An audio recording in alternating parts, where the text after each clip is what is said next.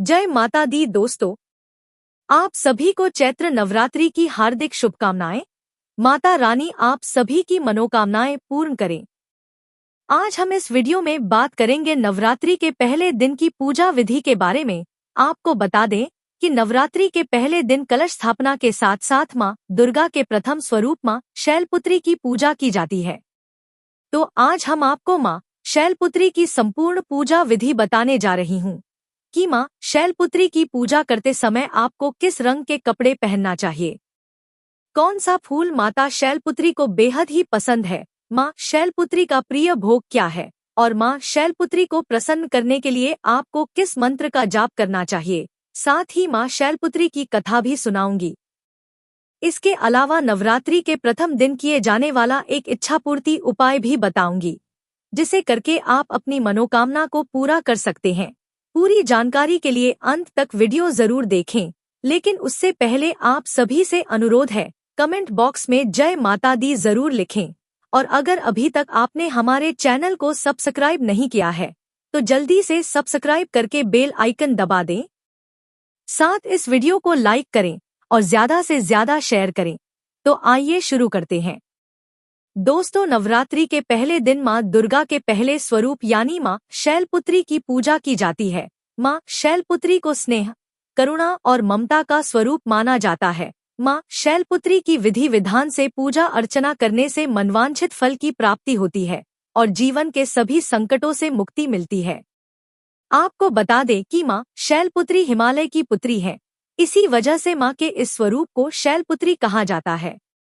माँ शैलपुत्री को वृषारूढ़ा, सती, हेमवती, उमा के नाम से भी जाना जाता है। माँ शैलपुत्री की कृपा से व्यक्ति में तपस्या का गुण उत्पन्न होता है। माता शैलपुत्री का स्वभाव बेहद ही शांत और सरल है।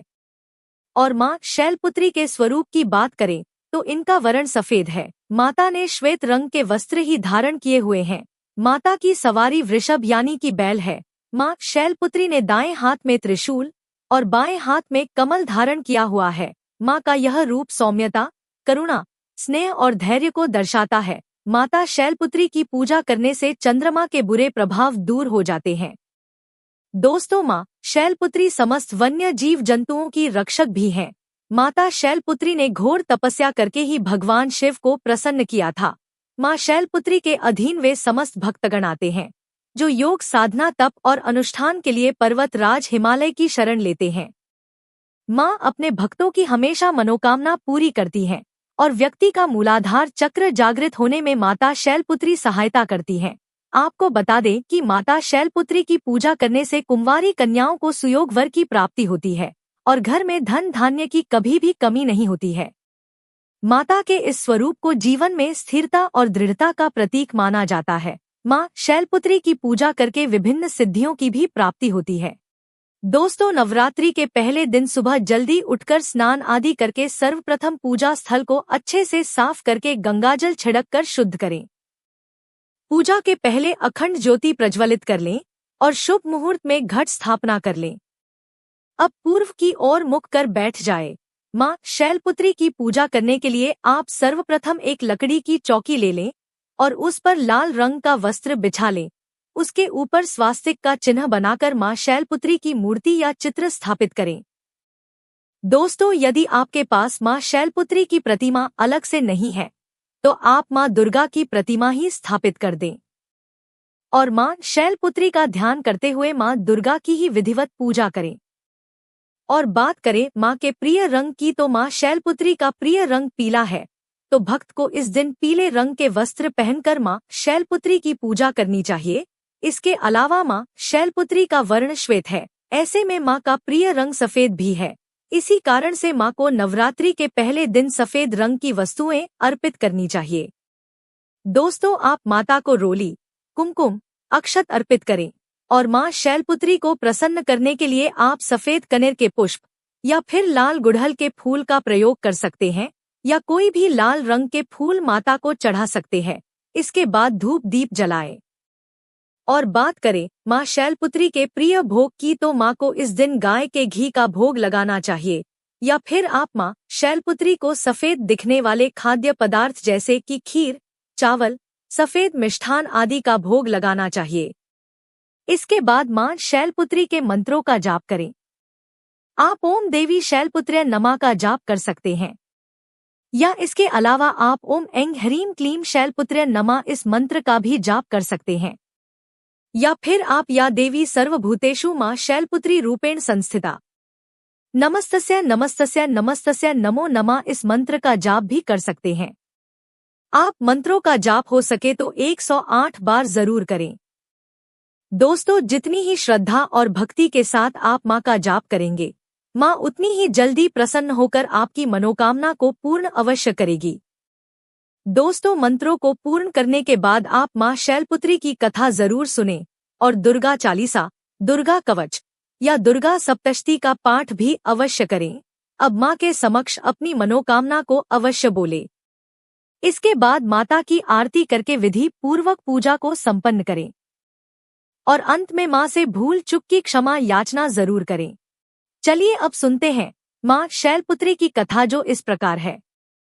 दोस्तों, पूर्व जन्म में मां शैलपुत्री राजा दक्ष की पुत्री और भगवान शिव की पत्नी थी। तब इनका नाम सती था। एक बार प्रजापति दक्ष ने बहुत ही विशाल यज्ञ का आयोजन किया। उन्होंने सभी राजा महाराजा व देवी देवताओं को निमंत्रण दिया, लेकिन भगवान शिव का औघड़ रूप होने के कारण उन्हें निमंत्रण नहीं दिया।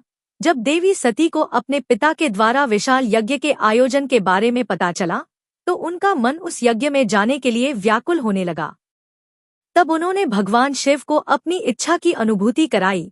इस पर भगवान शिव ने कहा कि किसी कारण से रुष्ट होकर तुम्हारे पिता ने हमें आमंत्रित नहीं किया है, इसीलिए तुम्हारा वहां जाना कदाचित उचित नहीं होगा। लेकिन देवी सती ने भगवान शिव की बात पर विचार नहीं किया और अपने पिता के यहाँ जाने का आग्रह किया। तब भगवान शिव ने उनके बार बार आग्रह पर वहां जाने की अनुमति दे दी। जब सती वहां पहुंची तो उन्होंने देखा कि उनका कोई भी परिजन उनसे प्रेम पूर्वक बात नहीं कर रहा है। अपने परिजनों के इस व्यवहार को देखकर देवी सती को बहुत ही दुख हुआ और तब उन्हें इस बात का आभास हुआ कि भगवान शिव की बात ना मानकर उनसे बहुत बड़ी गलती हुई है।